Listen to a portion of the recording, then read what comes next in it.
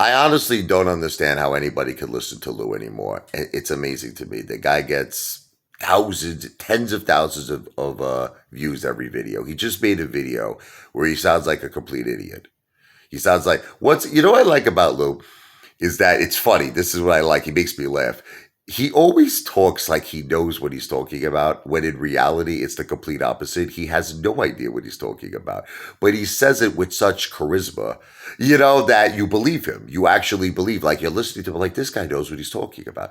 But the thing is, if you have something called common sense and logic, you realize that the guy has absolutely no idea what he's saying. He's just saying it with charisma. Like he's like, look, I know everybody is worried about the APE unit and, converting, the APE unit to cover the synthetic shares. But here's the thing. We have all the synthetic shares. It's in our brokerage accounts. So it's like you're listening to him and you're like, yeah, this all makes sense. So basically, if you don't sell cheap and you hold, then you have nothing to worry about, right? Okay. But here's the thing, J. Lou, Uncle Festa, okay? Here's the thing. You don't know where the synthetics are, okay? They could be held by large institutions as well, and they could have accounts that could have potentially who knows how many like shares, right?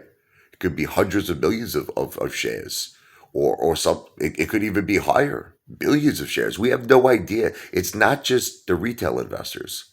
Okay, there are major players involved in this, and they have been preventing this MOASS, Lou.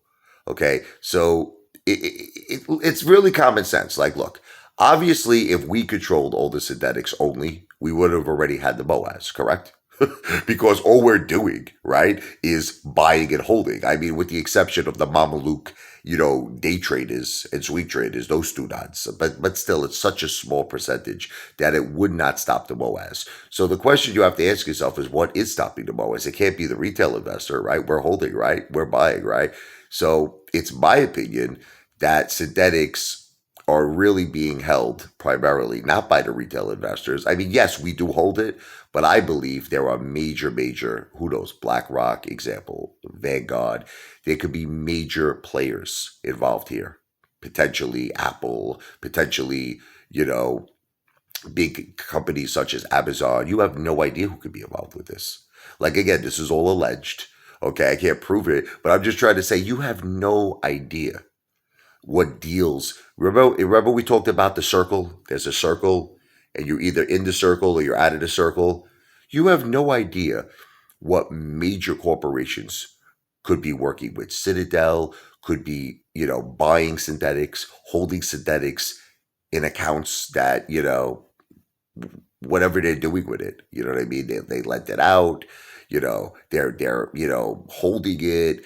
They're whatever they're doing with it. Okay, to prevent the AMC MOASS. So I don't think it's as easy as Lou was saying that all we have to do is hold, because if that was the case, we would have already had the AMC MOASS. Now, once again, this is not supposed to be fun. I know everyone's gonna be like, it sounds like fun, Apefather. This sounds like fun. It's just that I'm trying to keep it real. Lou doesn't have all the answers, and guess what? Neither do I.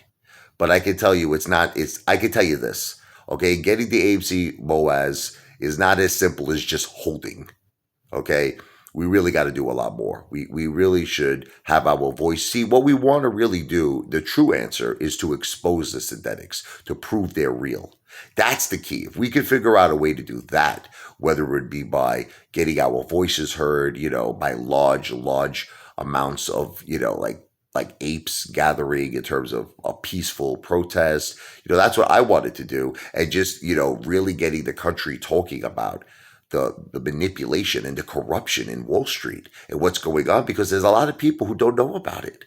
That's what you all don't understand. Even though, we have millions of retail investors involved in AMC, there are still plenty of people that are in Wall Street that don't know what's going on. I trust me, you'd be shocked.